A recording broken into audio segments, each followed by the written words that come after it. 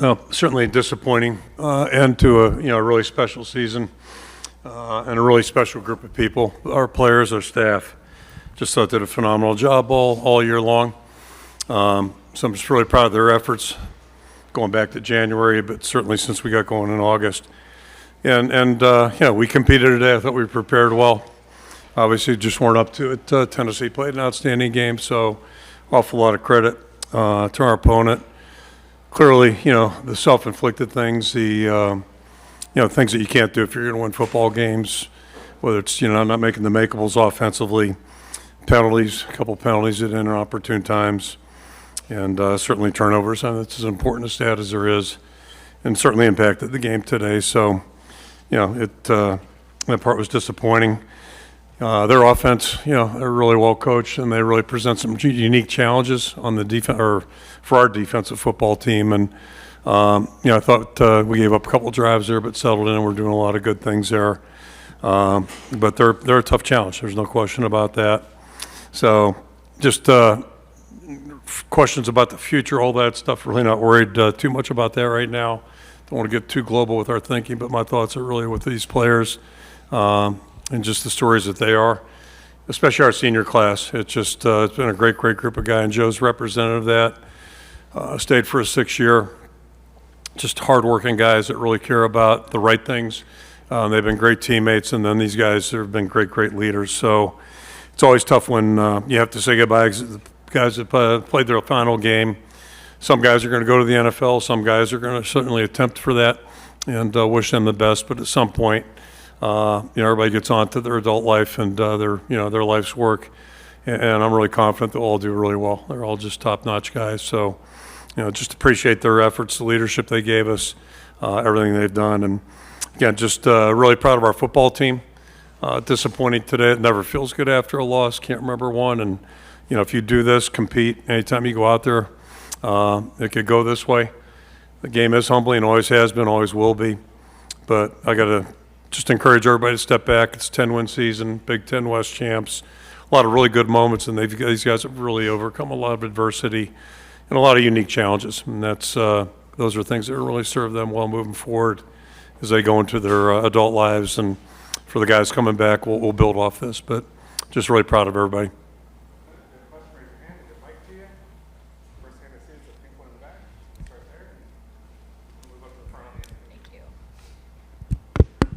Shannon Earhart, KCCI. Joe, this one's for you. What more could you have done defensively as a unit? I think we could have honestly handled their tempo better. We tried to emulate that in practice, and it's a tough thing to do. When they're getting a playoff every 10 seconds, every 15 seconds. Definitely think that we could have done a better job of that, stopping the run. We were playing with a light box, but I think we could have done a better job there. And just from my standpoint, and the defense line, just playing better with our hands and better in the fundamentals and stuff. Scott Docterman with The Athletic. This is for Kirk. At what point were you thinking at all at halftime about inserting Marco Lainez into the lineup? And then what did you think of the spark that he seemed to provide for your team once he was playing? Yeah, I don't know if it's critical when we thought of it. We came into the game considering it. Marco's done a really good job. The improvement he's made, he basically started with us in August, so the improvement he's made, it's been really impressive. He's a great young guy, great attitude. So, but it's hard to practice 3 quarterbacks. He certainly got work as the season went on. But, he's still got a lot of learning to do, a lot of time in front of him and all those types of things. But, he went in and competed like you'd think. He's got some things to learn. All this will be a good experience for him, something to draw upon, and doesn't burn a year of eligibility, so that's a good thing. Hey, Kirk. Chad Lice, Dakota Des Moines Register. Just following up on Scott's question. What you said there, you thought about playing Marco in this game or thought about starting him in this game? Or No, not starting, no. Okay. But he's practiced well.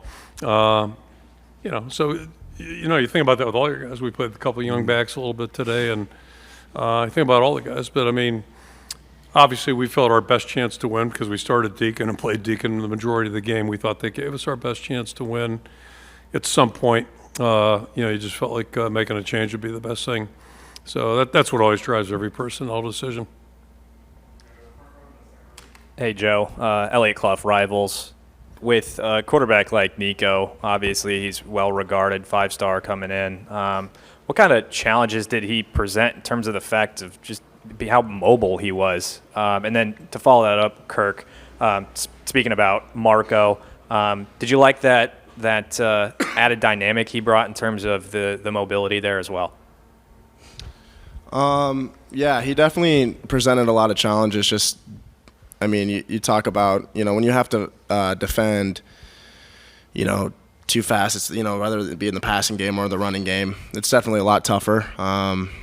And he's a very mobile guy, and you were able to see that today. So, hats off to them, hats off to their team. They played a really well game. Hi, Kirk. John Steppe. Oh, sorry. You want me to finish that question too about, anybody can run at any position. It's a good thing. But, again, he's a young player. He's got a lot to learn. And, he's got a good future. He's got good throwing skills, running skills. But just, Deacon's obviously got a lot of experience through this season. Deacon's done a lot of good things for us, so that was kind of the decision. But we'll let everybody compete in the spring, see where it all goes. Hi, Kirk. John Steppe, Cedar Rapids Gazette. I think this is now 14 scoreless quarters against ranked opponents. What do you attribute that to? I got to apologize. My right ear still hasn't popped since we landed. Got some sinus stuff going on apparently. But I'm So it's about, I believe it's 14 quarters that you've been scoreless against ranked opponents. What do you attribute that kind of consistent problem from this year, last year? What do you really attribute that to offensively? I think offense is pretty complicated. It's a team effort. I'll just say this, and again, I don't want to get too global on things. We've played some top 10 teams. We've been a top 10 team. So I think we know what it takes and what's required. Typically for us, at least the last 25 years, everything's got to work together. And certainly it didn't, and didn't today. It was pretty obvious out there. But usually, whether it's this year or 1999, if you turn the ball over, if you have negative yardage plays, if you don't make the makeable plays, it's going to be tough unless you just got great personnel. So, that's just kind of the nature of football. So it starts with those things, and then, but obviously the players and the experience all factors into that. But we've played at that level. We've played teams at that level. We've beaten teams at that level. So it's not like this is, we're talking about something, none of us are aware of. We just got to get better, and we will. That's the plan. We'll start that work in about 2 weeks.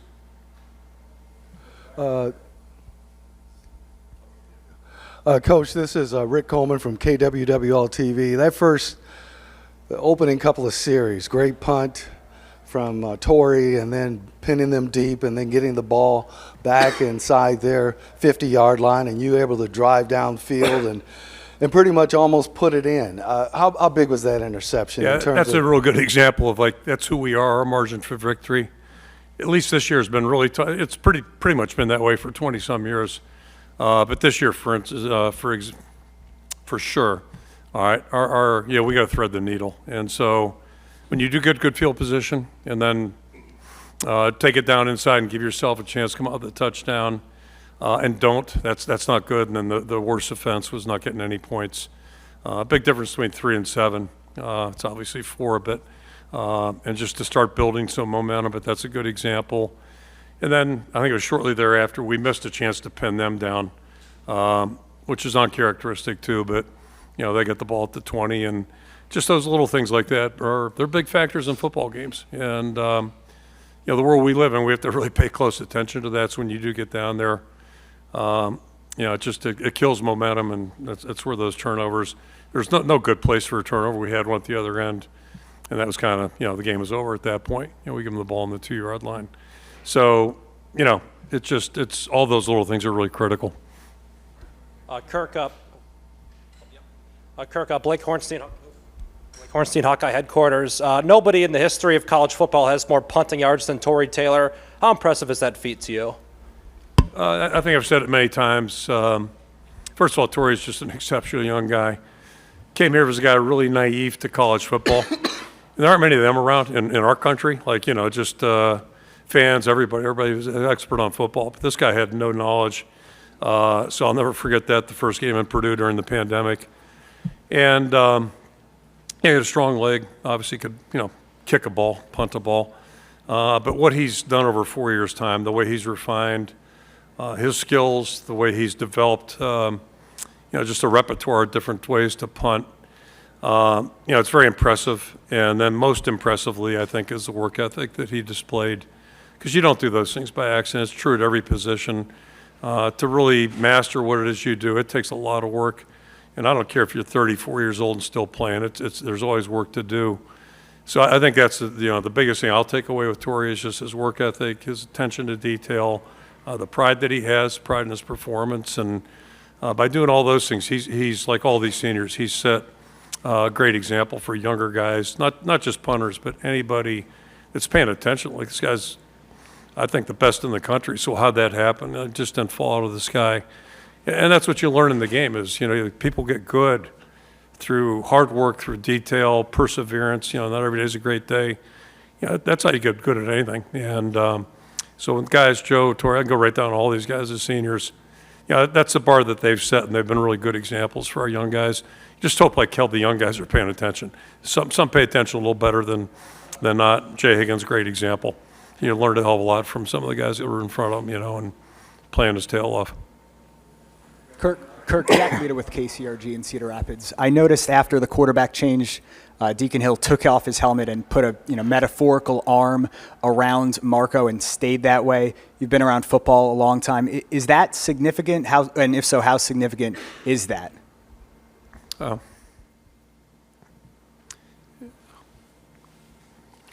just think it's who our guys are. It's who our guys are. And I'll go back to earlier, when things were not going as good, Deacon struggled, obviously. It was tough for him. It's a tough thing. You got to understand, he didn't have much experience. Explained that earlier.